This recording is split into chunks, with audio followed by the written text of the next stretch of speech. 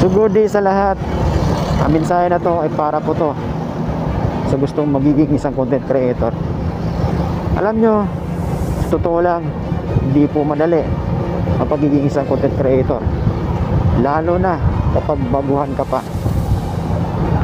Alam nyo ba mga simple, marami pong content creator o pinasok yung content creator ng mga baguhan na hindi po nagpapatuloy. Dahil akala kasi nila na madali lang pagiging isang content creator. Akala nila paggawa ka lang ng 10 video, 20 video ay kikita ka na. Ang nangyari mga simple, nandun ang paniniwala na madali versus reality. Ang nangyari, tumigil sila, hindi nila pinagpatuloy ang pagiging isang content creator. Alam nyo kung bakit? Kasi nga hindi sila kumikita. Hindi sila kumikita dahil akala nila na madali lang ang pagiging isang content creator. Nagagawa man sila ng 10 video, 20 video, akala nila hanggang doon na lang. Hindi nila akalain na pagkahirap pala ang pagiging isang content creator. Dahil hindi pwedeng hindi ka gagawa ng video, kailangan mo kasing gagawa ng video. Hindi porket gagawa ka na ng marami, titigil ka na dahil kumikita ka na. Nagkakamali po kayo, hindi po ganun.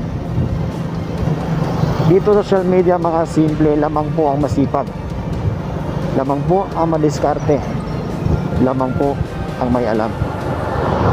Diba?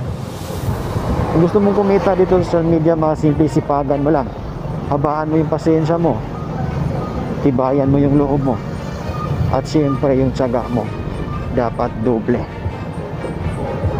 Although hindi ka pa naman kumikita sa ngayon, pero darating ang araw na lahat ng pinaghirapan mo ay masusuklian.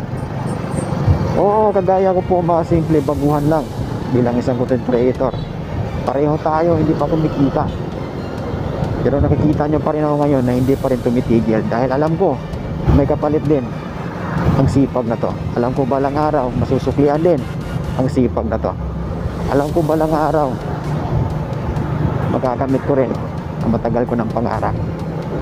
Kaya payo ko po sa inyo mga simple, kung gusto nyo pong pasukin ang bilang isang content creator, dapat masipag ka, dapat buo ang loob mo, at syempre dapat huwag kang tumigil. Dahil darating din ang araw na ikaw naman ang papaburan, or tayo naman ang papaburan na nasa taas. Hindi man ngayon, hindi man bukas, syempre darating yun. Basta manalig lang tayo, magtiwala tayo sa itaas, at syempre sa sarili natin, pagpatuloy natin ang ating ginagawa. Ang importante, ito ay nasa kabutihan o nasa linya ng kabutihan. Pagpatuloy natin, alam natin na tama. Basta importante, wala tayong inapakan na tao at gumagawa tayo na ikakasaya ng kapwa natin. Sa lahat ng content creator na baguhan at sa gustong pasukin bilang isang content creator, tiwala sa sarili, sipag at syaga ang dapat dalhin natin. Kailangan din nating manalig sa itaas at tayo papaburan din pagdating ng panahon. Kaya hanggang dito na lang mga simple, no? Hanggang sa susunod nating kwentuhan. Hanggang dito na lang. Time's up.